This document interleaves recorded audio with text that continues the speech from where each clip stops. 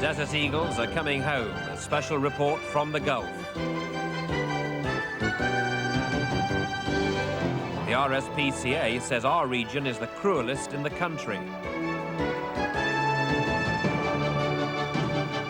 And the man who shares his home with 3 man-eating pets.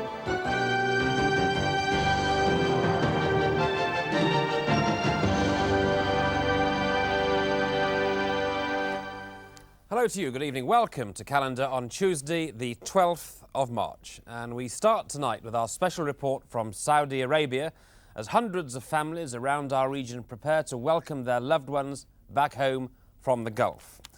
Now, among those on their way home this week are the Desert Eagles, the fighter pilots from RAF Coningsby. The Tornadoes and their ground crew braved Scud missile attacks during the conflicts, and their presence helped keep Saddam Hussein's huge air force out of the skies. Ian Cundall has just returned from 6 days with the RAF in the Gulf. Here's the first of 3 reports from Dhahran, Saudi Arabia. For the people of the Gulf, the war is over. Air raid precautions abandoned. Now the threat of Scud missiles is finally gone. But in the heat of a desert morning at the Dhahran Air Base in Saudi Arabia, Tornado fighters from RAF Coningsby have one more mission. The crew of Bravo 51 Alpha are about to carry out the last combat air patrol over the Gulf before heading home. I suppose it's an honour to go and fly it, but it has to be done. And I think most of us are relieved that it's all over. We've all got through it in one piece, and it'll be great to go home. The end of an era in RAF history as the last patrol takes off. Since they were first sent to the Gulf in August last year, the Desert Eagles, as they're known, have flown more than 1,000 missions like this. During the war, they were the last line of defence against Iraqi strike planes, often operating over the front line under fire from SAM missiles and anti-aircraft guns. It was an experience few will forget. One side of you which says, hey, you trained to do this job, it's no problem at all, but there's the other self-preservation bit that comes in. And you think, crumbs, if I do bite something here, it's going to get awfully frightening very quickly. And that, I think, is the overriding emotion, is just sheer terror. The Desert Eagles often found themselves on patrol at night, relying on infrared goggles to see each other. Strict radio silence often meant a painstaking search for their fuel tanker. But their experiences were much the same as earlier generations of pilots in all but one respect. Coningsby's pilots took off from their desert air base expecting to face the might of one of the world's biggest air forces. Instead, Saddam Hussein's airmen refused to fly. That decision is still a source of some bewilderment for the RAF's top guns. But they've no regrets about going home without having fired a missile in anger. We have done our job totally. We have been 100% successful in our job. What's more, we've done it and we haven't lost anybody. And I don't think you could be more successful than that. Their only real contact with the enemy came when one Tornado rescued 2 American tank busters under attack by Iraqi fighters. It drove the enemy planes off, but was forced to abandon the chase. It's quite remarkable how much happens in such a short time. I think that's when we relied very much on our training, assisted by an incredible surge of adrenaline. It took a while to come down, if you like, after that. But the ground crews the pilots left behind also shared in the risks. Scud missile attacks were frequent. On that well-publicised Scud hit that took out a lot of Americans, we were about 3/4 of a mile away. And when it came down, my heart and me were under the bed quick. The first to the last, even during the last one, one didn't feel any less afraid than the first one. I think it was just that one got used to it. The squadron's now packed for home. Tomorrow they'll be back in Lincolnshire. Behind them they leave scenes like this, a devastated country seen from the cockpit of the last RAF Tornado over Kuwait. Oil wells ablaze, an ecological nightmare come true. On the Basra Road, the killing fields where thousands of Iraqis died. And an Iraqi airfield, its hardened aircraft shelters shattered. But for the pilots, there's some consolation that Saddam has gone. That guy's got a lot to answer for.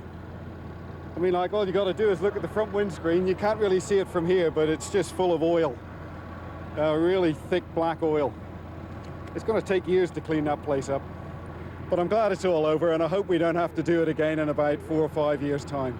For the first time since the air war began, they now dare plan a future at home.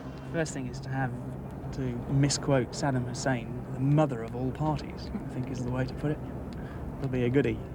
It's hard to party in a land where alcohol is illegal, but they did their best at a teetotal goat meat banquet thrown by the commander of the Dhahran base. Very sorry to see them going, because we've grown to work with them and to be used to them all the time, being around us and all this. And I'm happy for them to go and see their families, but it's sad to see them leaving us. Finally, a distinctly Arab farewell to Kuwait's many allies. A victory parade at Dhahran with the Defence Minister Crown Prince Sultan as guest of honour. Tomorrow, many of the Desert Eagles will celebrate in time-honoured RAF style with a victory roll. That report from Ian Cundall. And the first Desert Eagles will be home tomorrow. Meanwhile, other families around the region have been celebrating the return of their loved ones today. Among those to arrive home were 32 airmen from 51 Squadron based at Catterick in North Yorkshire. They were some of the first troops to be sent to the Gulf, where they were given the job of protecting Allied airfields from Iraqi attack. Today they returned to an emotional welcome from family and friends. Meanwhile, in South Yorkshire, there was a special welcome at RAF Finningley for Sergeant Kevin McHugh, the first Gulf veteran from the base to return home. He was posted within hours of the start of the crisis and spent more than 7 months in Riyadh servicing the planes used by Allied commanders in the region. 70 colleagues from Finningley are still out in the Gulf. Well, of course, millions of pounds were spent in the Gulf War on the most advanced military hardware ever to be used. And amongst all this was the Challenger 1 tank made at the Vickers factory in Leeds. Today, the Labour leader, Neil Kinnock, pledged his support to the Vickers workforce, who are hoping to supply a new fleet of Challenger tanks to the British Army. A delegation from Leeds has been lobbying Parliament today. They say that hundreds of jobs are at stake and they're calling for a speedy decision to end the uncertainty. Ian McLaren reports. Now the Gulf War's over, it's argued that the Vickers-built Challenger 1 more than proved itself in the desert. But a decision's been postponed twice now on whether Challenger 2 will win the battle against foreign contenders and secure the next big army contract, much to the irritation of the government's critics. It all adds up to a British success story which may go down the tubes if the government doesn't make a decision soon, because without a decision soon, then the whole question of the future of the factory, more particularly the future of the design teams, becomes questionable, and we're staring success in the face, and we may be in danger of making a defeat out of victory in terms of design of tanks by jittering and dithering and not making a decision. In Westminster today, workers from the Vickers plant joined trades unionists and staff from other firms in the region who depend on the government ordering Challenger 2. They lobbied MPs outside the Commons and won the support of Labour leader Neil Kinnock. It performed better than any other comparable vehicle in the Gulf conflict, and I think that absolutely tops off the case that these people have been making and we've been making for the last several years. And after the government has dithered around for getting on for 2.5 years now, they really ought to make a conclusive decision, and the decision should be for this tank. If Vickers don't succeed soon, then it's feared design and production staff will quickly be tempted to move elsewhere in search of job satisfaction and security, with dire consequences for the defence industry and its suppliers in the region. Well, in the London studio now, Spencer Batiste, the MP who has the Vickers factory in his constituency. Mr Batiste, can you please explain to us? That's it, a bit shorter tonight, but all being well, we shall all be back with you at 6 o'clock tomorrow. But for now, we will leave you with more of our own pictures of the men from RAF Coningsby on patrol in the Gulf.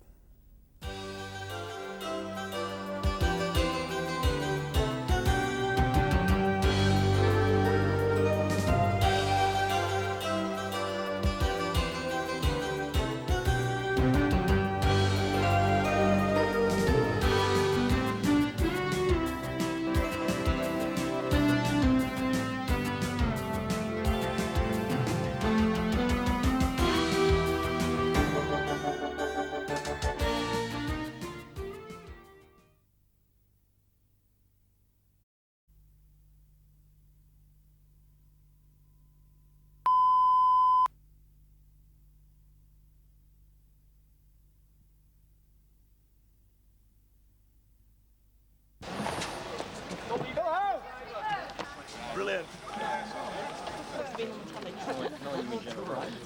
All right, darling.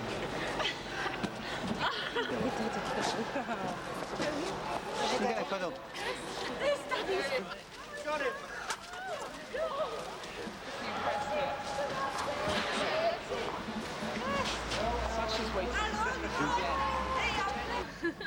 What do you think it's going to say when it sees himself as captain?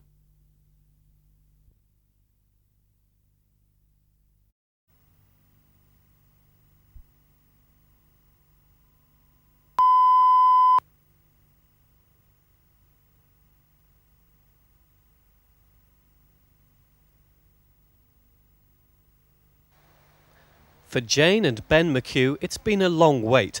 7 months, 2 days to be precise. And their great moment had to wait a further hour and a half when the plane bringing Sergeant Kevin McHugh was delayed.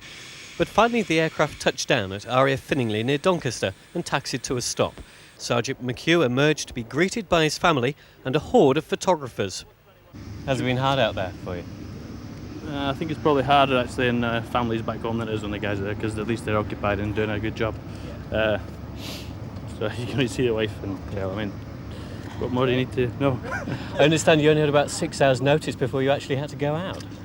Yeah, well, we're all trained killers at heart, aren't we? Just get on with it. So that's it. What's he going to be doing today then?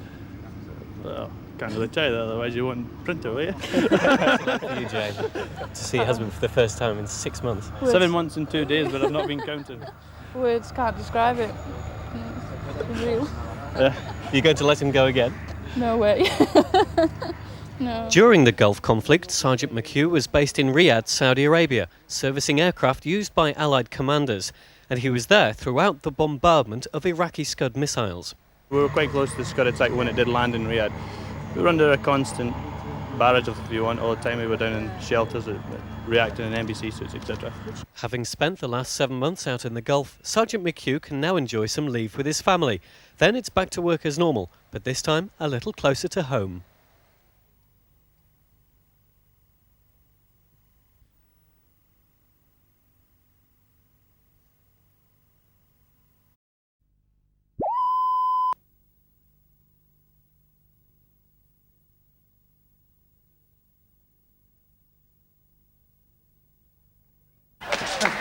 Welcome back.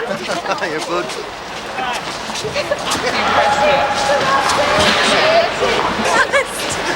He's always last.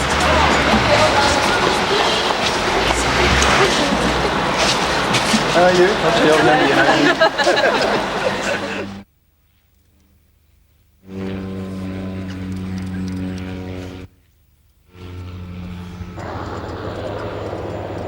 Right, you're right. Yeah. I want to do at least one more then. It's lovely to see you at long last. Sorry, it's lovely to see you. You want one more? A few times. Yeah. Congratulations. We enjoyed the flight. Good to see you on it. Yes, you were pictures, wasn't it? Yeah. Well, we pass all sorts of information, good and bad.